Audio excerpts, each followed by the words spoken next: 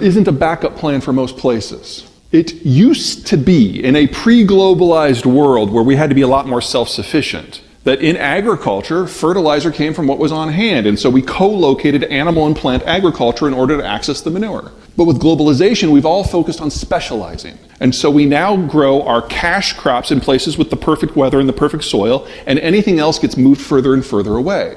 So what you're looking at the left is row crop, and on the right is where the beef is. You'll notice that in most situations, these are no longer co-located. There are a couple exceptions: Wisconsin, Iowa, eastern Nebraska, dairy country. They're still co-located. They're still an option. But for everyone else, you're talking about some serious shipping.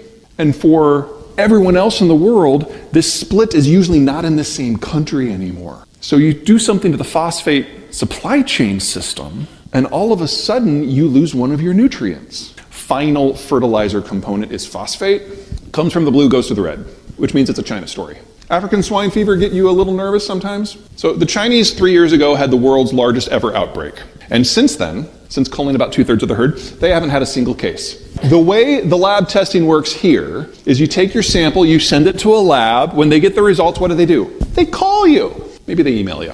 That's not how it works in China. In China, once you have your test kit, you send in your sample, the sample results go to the CCP. And then the CCP tells you if you have a positive case or not. So no positive cases in 3 years. More likely, there's already a low-level raging epidemic throughout the entire system. And considering the general breakdown in policy that we're seeing across China, I don't think it's going to be quite much longer. We can look indirectly to see how the Chinese are anticipating this. They've stopped exports of phosphate for the most part, because they know if they lose pork again, the only crop that they can control is rice, the only one that's culturally significant. And rice is the most phosphate-hungry crop that humans grow.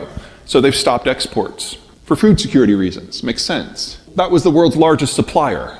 This is row crop in Africa in 1950. And anything that is in purple or blue, 40% or less of the land is under crop. And in a pre-industrial system, this is what you would expect. You only grow food on the good land. You just don't get a return at all on the marginal land.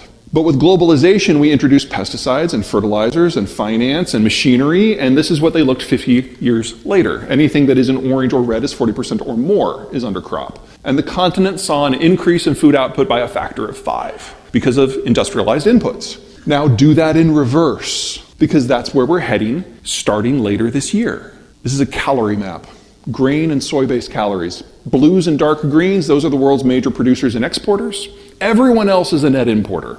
And in a world where the fertilizer supply chain system breaks down, these are the countries looking at least a 40% reduction in their ability to grow the crop in the first place. This is a multi-continental famine. Now, for those of you in ag, which is all of you, you're going to try to feed the world because our supply chain system, for the most part, is not interrupted. You're going to fail, and you're going to feel bad about it because we're talking, this is a billion people starving to death. But then you're going to look at your bank accounts, and you're probably going to get over it real fast. So here are our 3 main nutrients: nitrogen, phosphate, potash. The big number on the left is the percent that we import. And you'll notice that for nitrogen and phosphate, we're largely self-sufficient. Now down at the bottom there, potash, that's our weak point. We import most of our potash. But most of it comes from Canada. So, they are good for something. This little chunk, these little slivers, that's the only part that is coming from the conflict zone.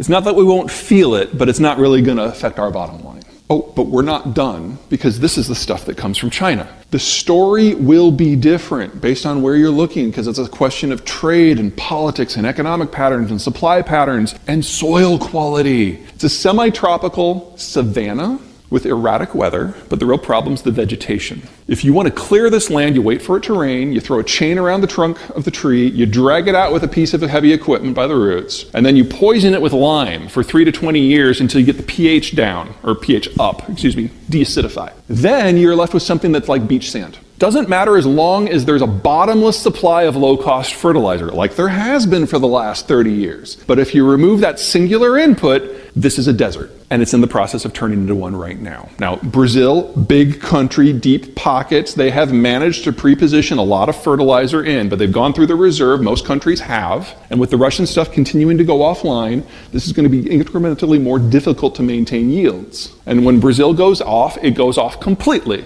because without the fertilizer, there is no story. because there is no soil nutrients. One final crop, wheat is about to get super sexy. Now, wheat is normally a weed, and that's why most people don't like talking about it. Wheat farmers have been incredibly unloved for decades because just as dairy and beef have been separated from row crops, wheat has been pushed to the side. It's drought tolerant, it's cold tolerant, it's heat tolerant, it's flood tolerant. You grow it only in places where you cannot grow anything else.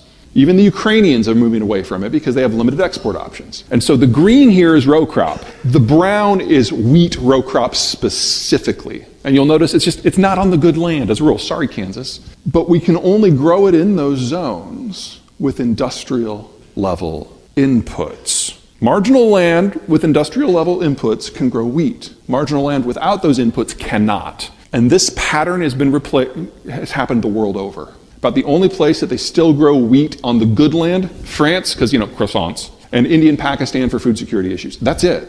Everyone else, it's on the edges. You break down the industrial input system, most of the brown goes away.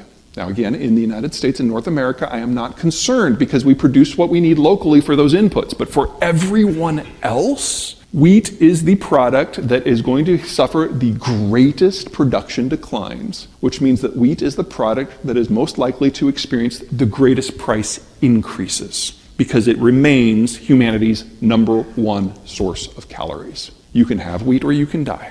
Inflation in the United States and Canada, similar systems, heavily interlinked. You would expect the data to track. It does. We have 3 big phases of inflation since World War II. We first had that initial urbanization and industrialization push. We built the interstate highway system. We ran power into the countryside. We built the cities. Industrial demand-driven inflation.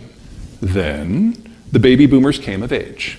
They bought their homes, they raised their kids. Consumer demand-driven inflation.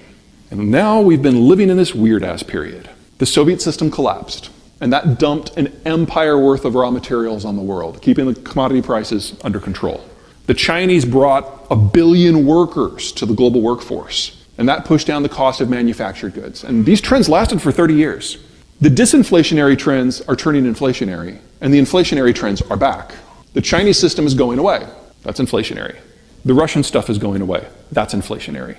We need to double the size of the industrial plant to make up for the loss of Germany and China. Wildly inflationary. And while the baby boomers may be retiring, their kids, the millennials, are now in their prime for consumption. We're looking at 9 to 15% inflation a year for at least the next 5. We need to double the size of the industrial plant. We need to fully integrate Mexico. Mexico is a food importer. They're your #1 consumer. We are talking about the greatest growth story in Canadian, Mexican, and American history as we build out that industrial plant. And when we are done, not only will inflation go down, we will have a supply chain system that is domestic, that employs locals, that is cleaner, that uses less energy, and where the end product is produced where we live. This is the greatest economic story of our country's history. Or we could choose to not do it, and 5 years from now, not only do we not have stuff because China and Germany are gone, but we still have the inflation.